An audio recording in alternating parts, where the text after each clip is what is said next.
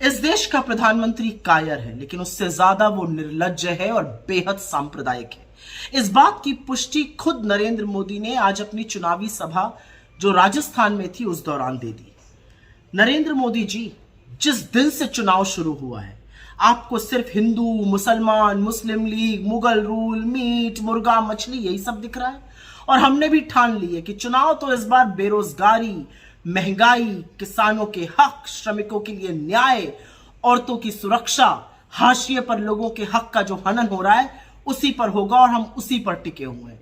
लेकिन आप एक भी मुद्दे की बात नहीं करना चाहते आज। लेकिन आपने जो कहा है ना, आपने मर्यादा की वो सीमा लांघी है जो पाप है।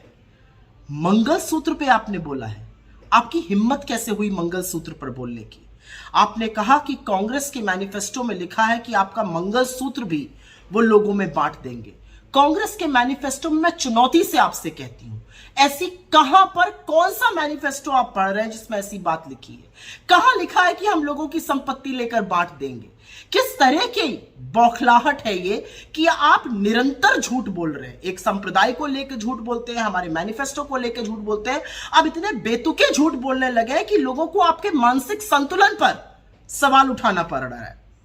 असलियत यह है कि आपको मंगलसूत्र का नाम नहीं लेना चाहिए था, क्योंकि एक औरत जब मंगलसूत्र पहनती है ना तो वो जन्म जन्मांतर के लिए दाम्पत्य के उस सूत्र में बंध जाती है जिसका सबसे पवित्र, सबसे पावन प्रतीक मंगलसूत्र होता है।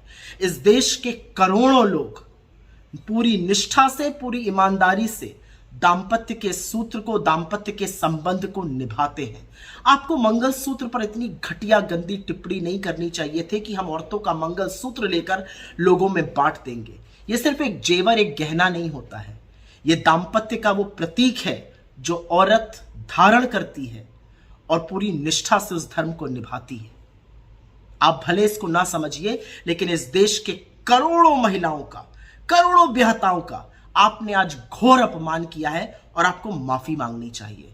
अपने 10 साल के शासन काल में आपने किसानों का, श्रमिकों का, युवाओं के खिलाफ, महिलाओं के खिलाफ, हाशिए पर रहे लोगों के खिलाफ जो षड्यंत्र किया है उसके अंत का वक्त आ गया और चुन चुन कर वोट के माध्यम से आपसे हिसाब लिया जाएगा।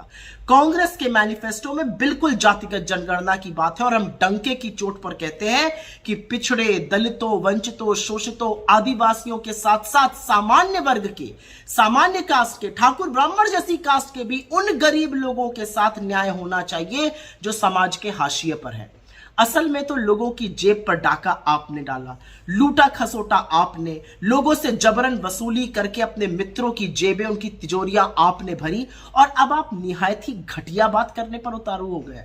अरे थोड़ा तो बोलने से पहले सोचा करिए कि आप इस देश के प्रधानमंत्री। आज पूरा देश स्तब्ध है कि एक चुना हुआ प्रधानमंत्री ये कह कैसे सकता है, लेकिन इसी देश ने चुना भी तो आप ही को है।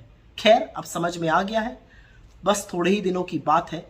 लेकिन जाते जाते ऐसी बात मत कीजिए कि पूरा देश पानी पी पी कर आपके शब्दों को, आपके बयानों को और आपकी घिनौनी गंदी सोच को कोसे। वही हो रहा है आज।